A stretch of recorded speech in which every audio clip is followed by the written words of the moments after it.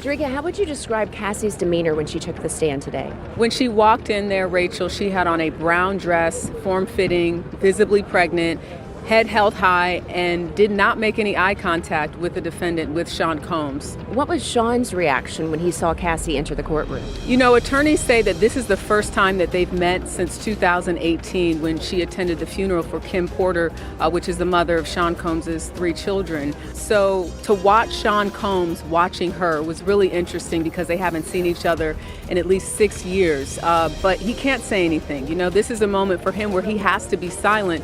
And right now we're hearing what she says in terms of what happened during the course of their over 10-year relationship. Is he showing any reaction to what she is saying on the stand? I can tell you that immediately, the moment she opened her mouth, you could see that Combs was listening intently to everything that she has to say, as well as those jurors. People know that she was that star witness, the key person in all of this. When you think about that civil suit that came out in 2023, that was settled the day after. She really is the person that connects all the dots. When you look at the indictment and you look at some of the charges, she's the one talking about the freakoffs and what was involved and how she had to act. The prosecution is asking her questions to show that she wasn't in control. She said that Sean Combs directed everything from what she had on to the lighting in the room to how she was supposed to interact with the person that she was having sex with. And again, just to reiterate what is a freak-off, the freak-off essentially was something that Cassie said she learned about through Sean Combs about a year into their relationship. He described it as voyeurism, wanting to watch her have sex with someone else. And she said that she did it because she was 22, 21, she was young, she didn't know any better, and that she wanted to please Sean Combs.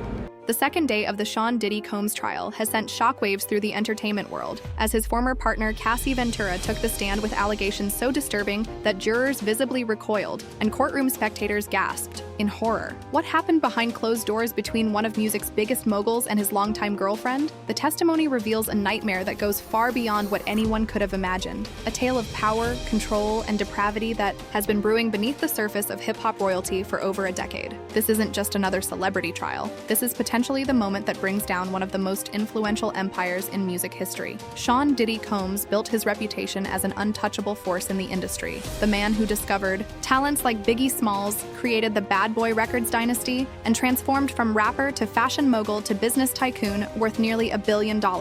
His lavish white parties in the Hamptons attracted A-list celebrities, and his endorsement could make or break careers. But behind the glamorous facade, according to testimony, lurked something far more sinister, a pattern of abuse, exploitation, and intimidation that used his massive influence to silence victims. The U.S. District Court in Manhattan transformed into ground zero for the most explosive celebrity trial in recent memory. Security was heightened beyond typical measures, with additional officers stationed at every entrance and rigorous screening procedures in place. Media trucks lined the streets for blocks, and reporters from around the world jostled for position near the courthouse steps. By 9 a.m., the courtroom was packed beyond capacity with journalists, industry insiders, and survivors' advocates all waiting with bated breath for what would unfold. The tension was palpable, thick enough to cut with a knife, as witnesses prepared to share accounts that would forever change how the world views Sean Combs. Court officials had to turn away dozens of spectators, and a separate overflow room was set up with video feeds to accommodate the overwhelming interest in the proceedings. Even before the main event, Cassie's testimony, the day began with explosive revelations. An LAPD officer delivered compelling testimony about the infamous hotel hallway incident from 2016 that had recently surfaced online. What many don't know is that the officer, who responded to the disturbance call at the hotel that night, had secretly recorded the security footage on his personal device. He testified that he'd originally intended to show his wife what celebrities were really like behind closed doors, but had inadvertently preserved crucial evidence that would later become central to the case against Diddy. The officer described arriving at the scene and finding a clearly distressed Cassie, though she declined to file charges at the time, a common pattern in domestic abuse cases involving powerful perpetrators. Brian Steele, part of Diddy's high-powered defense team, attempted to poke holes in the officer's account by highlighting inconsistencies between his written report and later recollections. Steele, known for his aggressive cross-examination style, pressed the officer on why certain details weren't included in the original report, but suddenly remembered years later when speaking with prosecutors. It was a calculated strategy to paint the officer as an opportunist, capitalizing on Diddy's current legal troubles. But despite the pressure, the officer stood firm in his testimony, explaining that the gravity of what he witnessed had stayed with him for years, even if every detail hadn't made it into his official paperwork. His calm demeanor and unwavering eye contact with the jury seemed to resonate more than Steele's theatrical questioning. Next came Daniel Phillip, described as a male escort, whose testimony began painting a disturbing picture of what allegedly transpired during his encounters with Diddy and Cassie. His account was immediately graphic and unsettling, explaining how he'd been hired through an escort service called Cowboys for Angels and arrived at luxurious hotel suites expecting a typical client encounter. Instead, what he witnessed was far more disturbing. He testified to being invited to perform sexual acts with Cassie while Diddy watched, but said he stopped participating once he witnessed violence unfolding. According to Phillip, Diddy would become increasingly aggressive as these encounters progressed, often verbally berating Cassie and sometimes physically manhandling her when she didn't perform exactly as directed. Phillip described feeling trapped in these situations, uncertain whether refusing to continue would result in violence toward him as well. The defense attorney Xavier Donaldson employed a different strategy with Phillip, attempting to discredit him by suggesting his escort service gained SEO benefits and increased business from the publicity surrounding the trial. Donaldson painted Phillip as an opportunist who was exaggerating his experiences to capitalize on the high-profile nature of the case. He questioned why Phillip never reported what he witnessed to authorities, if it was truly as disturbing as he claimed. But this strategy gained little traction with the jury, many of whom appeared sympathetic to Phillip's obvious discomfort in recounting these experiences. Several jurors were seen nodding as Phillip explained that in his line of work, reporting crimes to police wasn't a realistic option if he wanted to maintain his livelihood and avoid legal troubles himself. The cross-examination of Phillip would continue the following day, but his testimony had already laid groundwork for what was to come, corroborating elements of Cassie's allegations before she even took the stand. Then came the moment the entire courtroom had been waiting for. At precisely 10:12 a.m., the courtroom fell completely silent. You could hear a pin drop as Cassie Ventura was sworn in. Visibly pregnant, 8-12 months along, she appeared noticeably shaken, yet determined as she prepared to detail a decade of alleged abuse. The contrast in the courtroom couldn't have been more stark or emotionally charged. On one side sat her supportive husband, Alex Fine, whose protective body language and unwavering attention spoke volumes about their relationship. On the other sat 6 of Diddy's 7 children, forced to hear graphic details that would make anyone uncomfortable, let alone children hearing about their father. The youngest appeared to be in their teens, while the oldest, Quincy Brown, Diddy's adopted son from his relationship with Kim Porter, maintained a stoic expression throughout. The contrast couldn't have been more striking between the family Cassie has now built and the family she once might have been part of, and it set the stage for over 4 hours of testimony that left many in tears. Court officials had prepared for this moment, placing boxes of tissues strategically around the courtroom. They would be needed. The prosecutors approached Cassie's testimony methodically, starting with establishing the timeline of her relationship with Diddy. She explained how they met when she was just 19 and he was 37,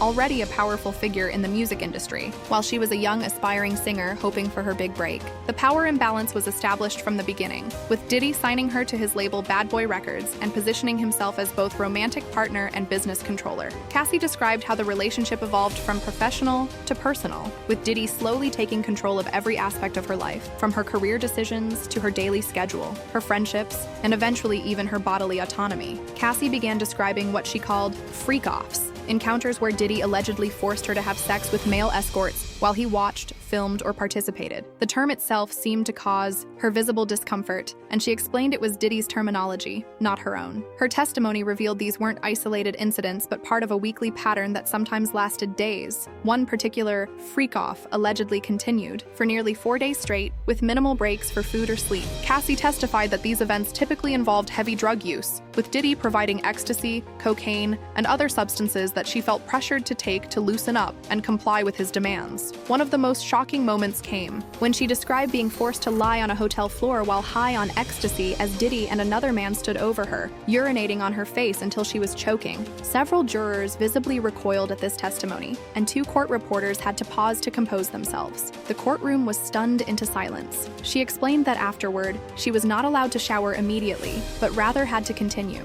with other sexual acts while still covered in urine. Her description description of hotel rooms so damaged by these. What made this testimony particularly powerful was the level of specific detail Cassie provided. Names of hotels, approximate dates, descriptions of room layouts, and even the brands of baby oil Diddy allegedly preferred, Johnson & Johnson, purchased by the case. These weren't vague allegations, but precisely recalled experiences described with the kind of sensory details that trauma experts say often remain vivid in victims' memories even when other aspects blur. She recounted how these freakoffs typically followed a pattern. Diddy would become dissatisfied with her in some way, either professionally or personally, then demand she make it up to him by participating in these encounters. This pattern of punishment and forced reconciliation aligned with classic abuse dynamics described by the prosecution's opening statements. But the abuse allegedly went far beyond these sexual encounters. Cassie testified that Diddy introduced her to hard drugs early in their relationship, controlling when and how much she took. She detailed how her first experience with cocaine came at his direct instruction, and how he would monitor her usage to ensure she was compliant but never so impaired that she couldn't perform sexually. She described becoming dependent on substances to cope with the ongoing trauma, creating another layer of control Diddy maintained over her life. The prosecution carefully established a timeline showing how her career stalled during these years, despite initial promise, while her dependence on both Diddy and substances deepened. She detailed multiple instances of physical violence, including slapping, dragging, and choking. In one particularly disturbing account, she described being thrown against a wall so hard that she lost consciousness briefly, only to wake up to Diddy telling her she had fallen. She recalled another incident where he allegedly dragged her by her hair through a hotel corridor, an incident partially captured on the security footage that would later be shown in court. Perhaps most disturbingly, she claimed he forced her to carry a firearm illegally, sometimes across state lines, telling her it was for protection, but using it to intimidate her during arguments. The systematic isolation from friends, family, and business contacts created a dependency that made escape seem impossible. According to her testimony, Diddy would monitor her phone communications, have security personnel follow her movements, and punish her for unauthorized contact with friends or family members who expressed concern about her well-being. The prosecution methodically introduced evidence to support these claims, building a case that went beyond he said, she said allegations. They showed the now infamous 2016 surveillance footage of Diddy assaulting Cassie in a hotel hallway, footage that had recently leaked online but was now being officially entered into evidence. The video, which shows Diddy grabbing Cassie, throwing her to the ground, and kicking her while she's down, elicited audible reactions from the jury. Text messages were presented showing threats and instructions to recruit other women, messages that matched exactly the timeline and events Cassie had described in her testimony. In one particularly damning exchange, Diddy had written, "Get another girl for tonight or don't come back at all," followed by, "You know I record everything, right?" Photos documented injuries, bruises on her arms, neck, and back, corroborated by hospital visit logs under false names to avoid media exposure. Flight records and hotel bookings aligned perfectly with the timeline of alleged freakoffs, some involving escorts who are scheduled to testify in coming days. The prosecution built a meticulous case showing patterns that stretched across years and multiple jurisdictions. Perhaps most haunting was a note recovered from Cassie's iCloud backup that simply read, "He owns me.